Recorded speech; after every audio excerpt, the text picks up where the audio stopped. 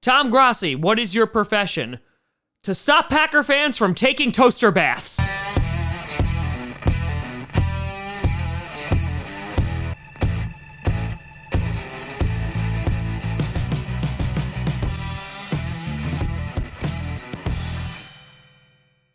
Grossi Posse Packer Nation. Welcome to an episode of Packast, the podcast where you don't have to be a Packers fan, but it sure does help. I'm your host, Tom. Questioning a lot of things tonight. Grossi, and there's going to be two videos coming out tonight for our two picks. This one's going to be focused on AJ Dillon, the running back from Boston College, in which I'm going to say this for both videos. I don't hate the picks. I hate where they were selected.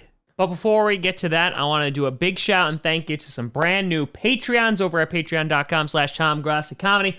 First, we got Red C joining the I'm not a Packers fan, but I guess I could appreciate your face tier. That's not what it's called, but it's close enough. Then we got Just in Time After Time. Thank you for joining in. We got Sydney Price is Right. And then we got Kenneth J. Decker. I don't know what to do with Decker, but pretend I said something witty. We also got Tom Nichols joining the 1919 tier. We got Drobny joining the Aaron Godrich tier. And we also have Suicidal 707. I hope not. Please seek help if you are. Finally, we got Max Center. A thank you to all of you, the brand new Patreons over at patreon.com/TomGrossiComedy. It is much appreciated for your support. Thank you. Now let's get to the task at hand. Okay, the Green Bay Packers, with the 62nd pick, picked AJ Dillon, the running back out of Boston College, which is the highest the Packers have drafted a running back since Eddie Lacy in 2013, who was just a pick higher. Yeah. Okay. So when this first started, I mean, let's recap a little bit.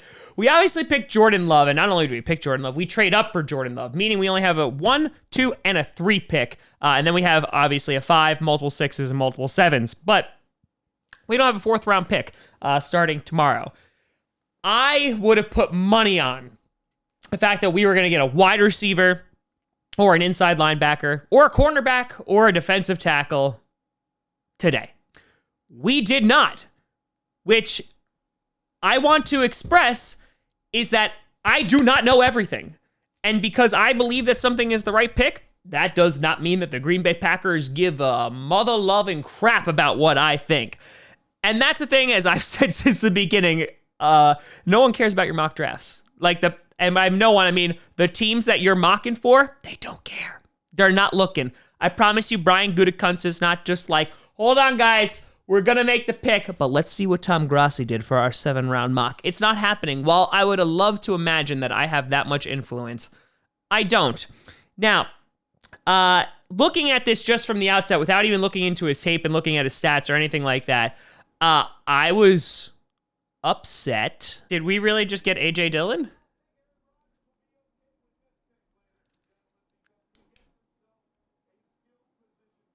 I mean,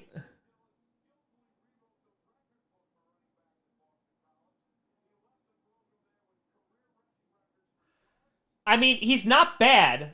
I don't hate AJ Dillon.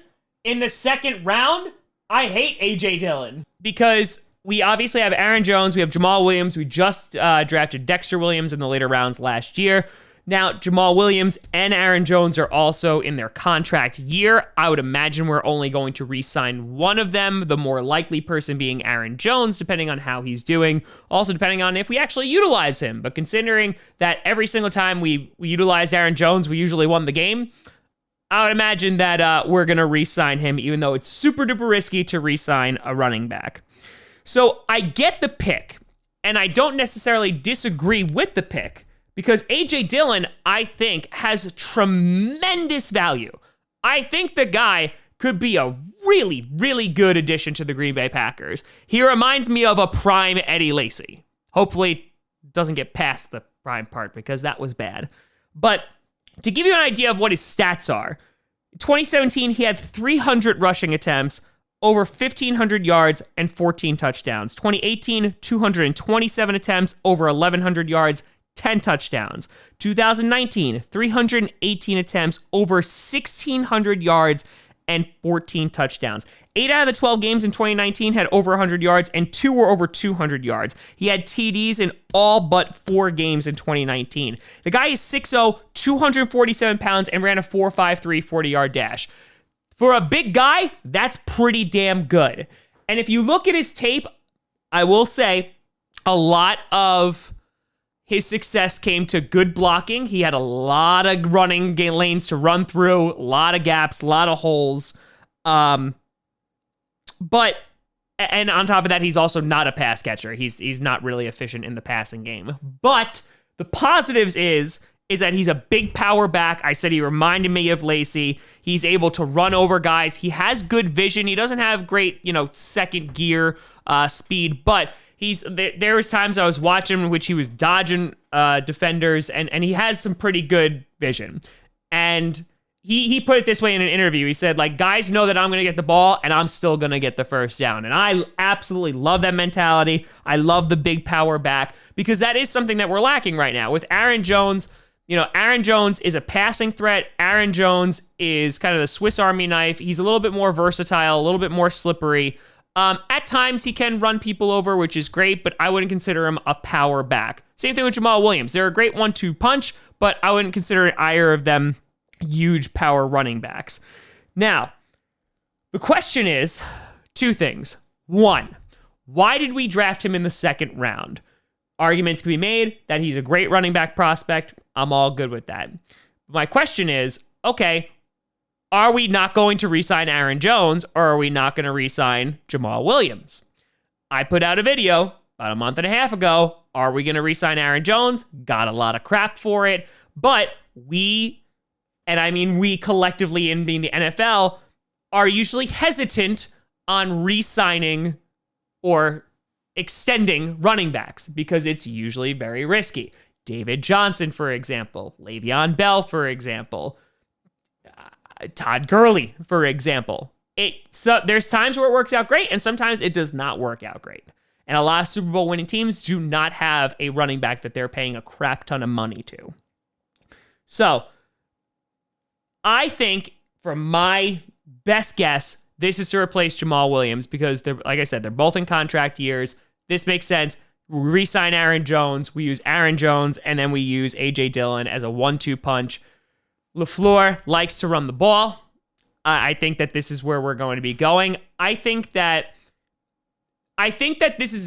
this draft is kind of like setting the stage of what the Green Bay Packers are about to look like. And I've kind of said this for years of where we were going with this, is that I said for years, we need to stop relying on Aaron Rodgers to win us games, because that's what we did during the Mike McCarthy era. We won the Super Bowl in 2010, and then from 2010 to literally 2018, it was the Aaron Rodgers show. That run the table season, all Aaron Rodgers. 2014, defense was a little better, a lot of Aaron Rodgers. And you look at it, and the way that things ironed out is that we needed to be a more balanced football team. We need more balance on defense, and we need to be more balanced on offense. You couldn't just be like, here you go, Aaron, have a nice day. And listen, when we had Eddie Lacy, that worked out pretty good. He was like, here you go, here's the ball. Back in 2011, we had a bunch of great wide receivers. We had Jordy, obviously. We had Randall Cobb. We had Greg Jennings at a time. But time went on, and we didn't replace those receivers. And we still relied a lot on Aaron Rodgers. And I think what you're going to see for the future of the Green Bay Packers is whether it's Aaron Rodgers for the short term or Jordan Love for the long term, we are not going to put all our eggs in one basket, meaning at the quarterback position, which I don't necessarily see as a bad thing. Now, my other concern is that, we're spending a second round pick at him. There's obviously other holes that we need to fill. The question is, can AJ Dillon help us this year? I think he can. I absolutely think he can. With running the ball, being that 1-2 back, Jamal Williams might not see as many reps, but I think he definitely can help and gives Aaron Rodgers another weapon. If Aaron Jones isn't working, if Jamal Williams isn't working, maybe you just throw AJ Dillon there. My other concern is that he's got a lot of miles on the wheel. On the wheels, excuse me. So he's got over 800 rushing attempts in 3 years. Guy has rushed for over 4,000 yards in 3 years, which are great stats, but the guy's been running a lot. Now, you can make the argument. Christian McCaffrey had a lot of miles on the wheels, and look how he turned out. And that's fine. That's just the only concern I have when picking a running back at the second. So, again, I preface this with, I do not hate the pick. Second round is a little bit rich for my blood, a little bit rich, but I think that this guy can make an immediate impact as a Green Bay Packer.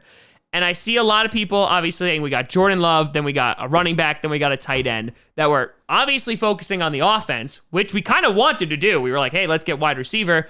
But a lot of people are talking about like, hey, remember that one time we got run over by the 49ers in the NFC Championship game? And yeah, that's a very valid concern.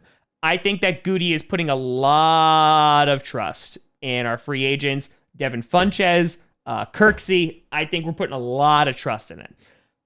If that trust is misplaced, we are going to find out. But I think, again, a lot of people are DMing me saying, fire Goody and all that great stuff. We do not know. We don't know what this is going to turn out to be. We don't know how these draft picks are going to turn out to be. They could be really bad or they could be really good. We kind of just have to wait and see. But for the first 3 rounds, we focus on offense. It seems like a little bit of future picks. I would imagine that, you know, the 5th round and on, which are obviously later value. Hopefully we get some great value there. We're going to target some other positions. But AJ Dillon, I'm happy with the pick.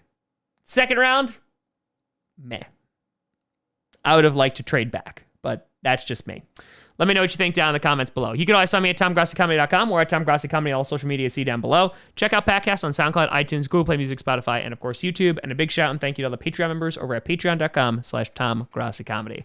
But thank you so much for watching. I'm Tom Grossi. And as always, go Pack, go.